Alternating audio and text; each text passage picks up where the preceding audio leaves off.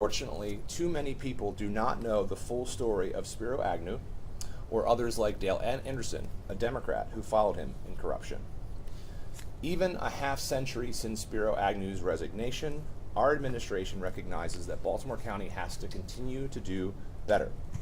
And while we are proud of the many actions we've taken to strengthen our ethical standards and to restore the public trust, we will continue to seek ways to make our county even more open, accessible, transparent, and yes, ethical. That's why we engage with James and the Historical Society team to memorialize the history of these two men, Agnew and Anderson, both their accomplishments and the failures. This administration's first piece of legislation introduced a major ethics reform that are already making a difference in Baltimore County.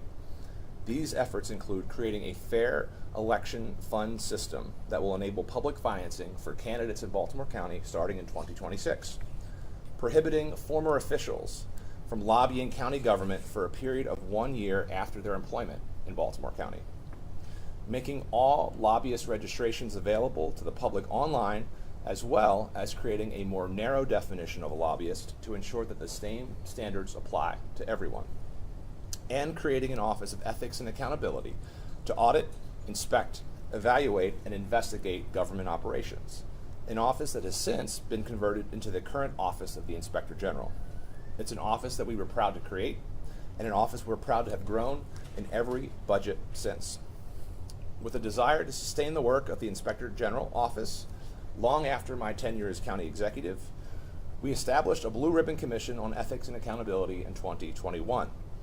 We were happy to receive their recommendations early this year regarding how Baltimore County can further strengthen our election laws.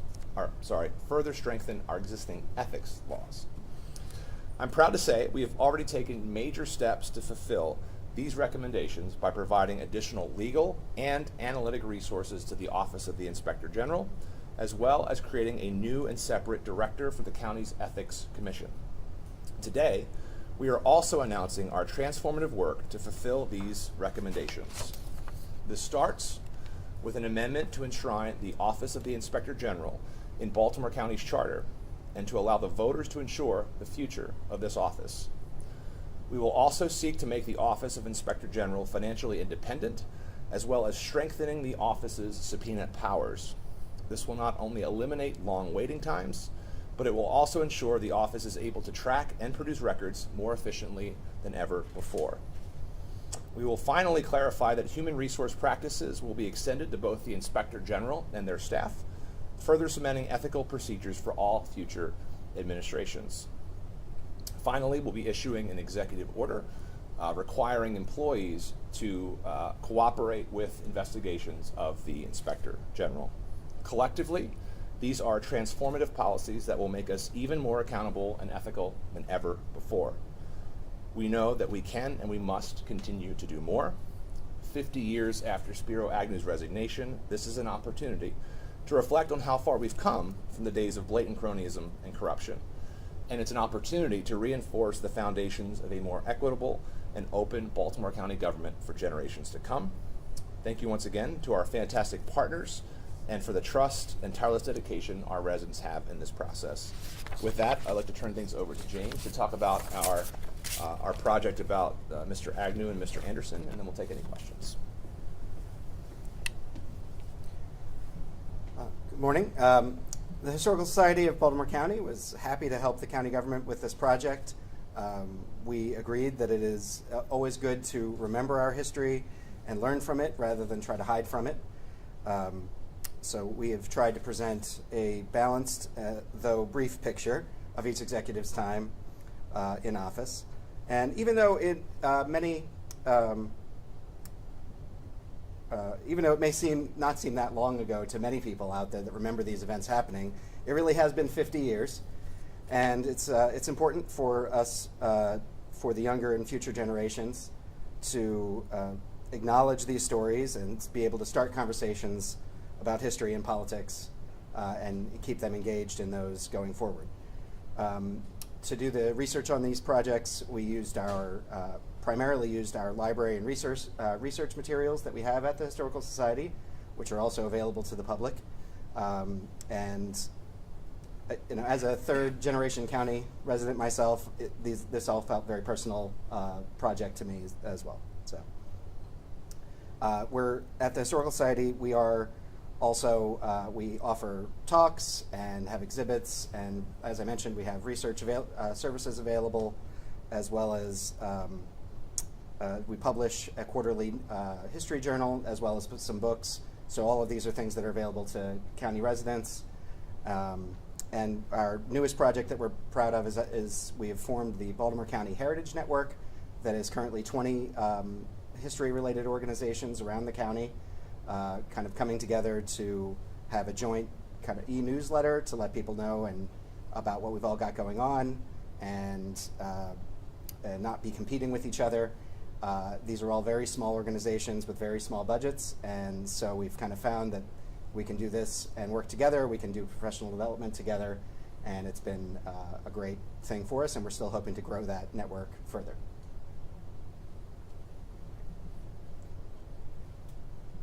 I'll just add, the Historical Society has been a great partner, and we're grateful for their efforts here and proud to have them here as an institution within Baltimore County. So any questions if you have them, and then we can turn to, I think we have a few plaque unveilings to do. Pam. Question. Sure. County Executive, you're introducing these policies through legislation. Do you have co-sponsors on the council? How do you feel about prospects of the council? We're excited to introduce this legislation to the council. We're a fervent believer that anyone who believes in good government will be supportive of all the reforms that we're pushing forward. This is the second phase of the recommendations. The first phase was through our budget process, where we created a separate and independent pool of money for outside counsel in the instances of any conflict, as well as separating, as I mentioned in my remarks, the Ethics Commission from the Inspector General. So this is a natural follow-on. I think anyone committed to good government would be supportive, and we look forward to working with our partners on the council to enact these measures. Okay, well, I have another one. When did you first learn, like just personally, long before I'm sure you were county executive, about Spiro Agnew and Dale Anderson and some of their history, and how'd you first? So I knew about Spiro Agnew sort of generally.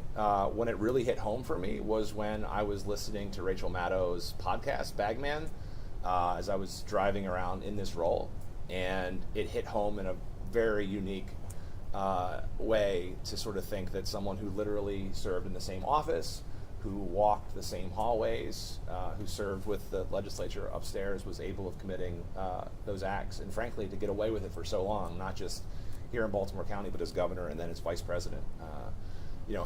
The irony is, right, had Spiro not committed those acts of corruption, he would have been president of the United States. So lesson learned for anyone out there, right? All right, cool. Let's open some flags.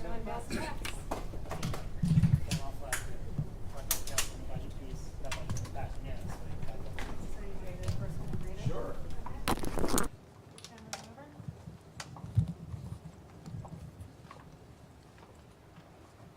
So do Spiro and then we'll do Dale.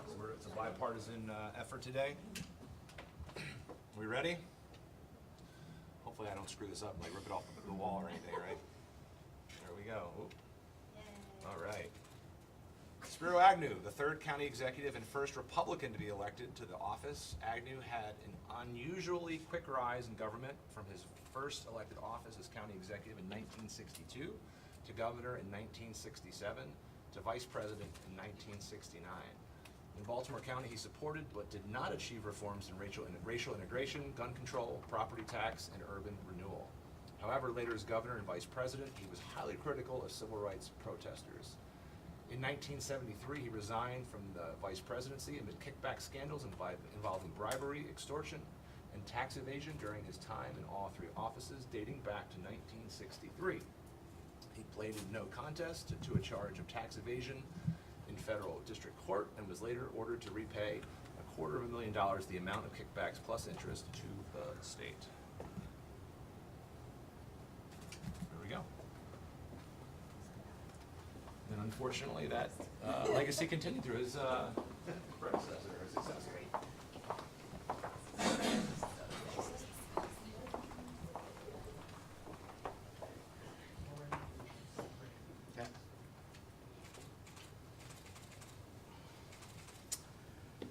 Dale Anderson, the 4th County Executive. Anderson served on the County Council as a Democrat for the prior 8 years.